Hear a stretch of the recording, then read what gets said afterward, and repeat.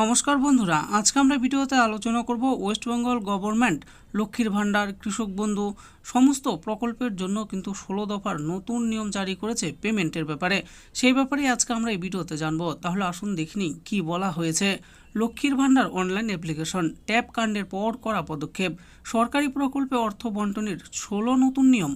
Tap কাণ্ড থেকে শিক্ষা নিয়ে পশ্চিমবঙ্গের অর্থ দপ্তর রাজ্যের বিভিন্ন সামাজিক প্রকল্পে অর্থ প্রদানের প্রক্রিয়ায় নতুন ও কড়া নিয়মাবলী জারি করেছে। লক্ষ্মীর ভাণ্ডার, রূপশ্রী, কন্যাশ্রী প্রভৃতি প্রকল্পগুলির অর্থ সুষ্ঠুভাবে উপভোক্তাদের হাতে পৌঁছে দিতে নবান্ন 16 দফা নির্দেশিকা কার্যকর করার নির্দেশ দিয়েছে।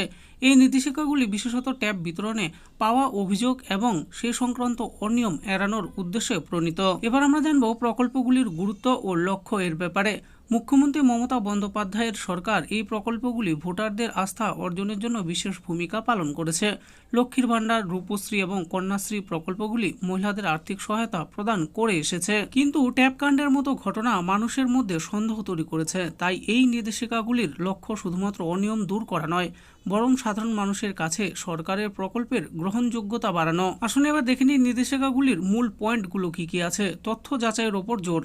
1 নম্বর বলা হয়েছে উপভোক্তার ব্যাংক অ্যাকাউন্ট নম্বর এবং যাবতীয় তথ্য দুবার যাচাই করতে হবে। 2 নম্বরে বলা হয়েছে টাকা পাঠানোর আগে ব্যাংকের 5 বইয়ের প্রথম পাতা অনুলিপি বা ক্যান্সেল চেক নিতে হবে।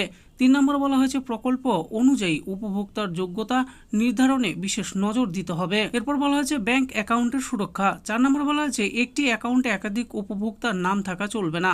5 নম্বরে বলা হয়েছে আইএফসি কোড যাচাই করতে হবে রিজার্ভ ব্যাংকের তালিকা দেখে।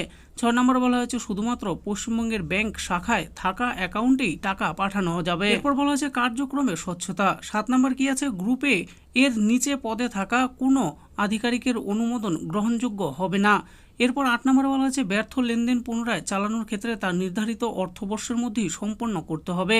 9 নম্বরে বলা হয়েছে সব উপভোক্তার তথ্য রিজার্ভ ব্যাংকের অধীনস্থ NPCIL যাচাই করবে। এরপর বলা হয়েছে উপভোক্তা সংক্রান্ত সতর্কতা। 10 নম্বরে বলা হয়েছে উপভোক্তার নাম এবং অ্যাকাউন্টের তথ্য মেলানো বাধ্যতামূলক। 11 নম্বরে বলা হয়েছে তথ্যের গরমিলে বাড়তি সতর্কতা অবলম্বন করতে হবে।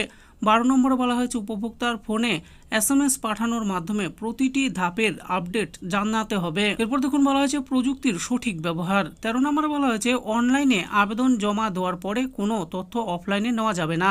14 নম্বরে বলা হয়েছে অফলাইনে জমা পড়া তথ্য এমনভাবে নথিভুক্ত করতে হবে যাতে তা যাচাই করা সহজ হয়। 15 নম্বরে বলা হয়েছে পেমেন্ট পোর্টাল এবং বিভাগীয় পোর্টালের মধ্যে সমন্বয় নিশ্চিত করতে হবে। এরপর দেখুন বলা হয়েছে পর্যালোচনা ও রিপোর্টিং। 16 নম্বরে বলা হয়েছে মাসিক বা ত্রৈমাসিক পর্যালোচনার মাধ্যমে অর্থ প্রদানের রিপোর্ট জমা দিতে হবে।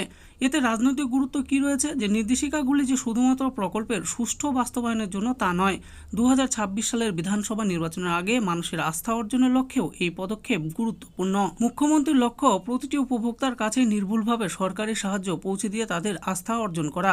এই 16 দফা নির্দেশিকা কার্যকর হলে প্রকল্পগুলির কার্যকারিতা বৃদ্ধি পাবে এবং মানুষের মধ্যে সরকারের বিশ্বাসযোগ্যতা আরও মজবুত হবে। পাশাপাশি যে কোনো ধরনের আর্থিক অনিয়ম প্রতিরোধে এটি একটি কার্যকরী পদক্ষেপ হিসাবে পরিগণিত হবে। তো বন্ধুরা দেখে নিলেন, আজকে আমরা ভিডিওতে আলোচনা করলাম ওয়েস্ট বেঙ্গল গভর্নমেন্টের পক্ষ থেকে পশ্চিমবঙ্গের যত প্রকল্প আছে তার সমস্ত কিছু পেমেন্টের জন্য 16 দফার নতুন নিয়ম জারি করা হয়েছে। সেই ব্যাপারে এই ভিডিওতে আমি আলোচনা করেছি।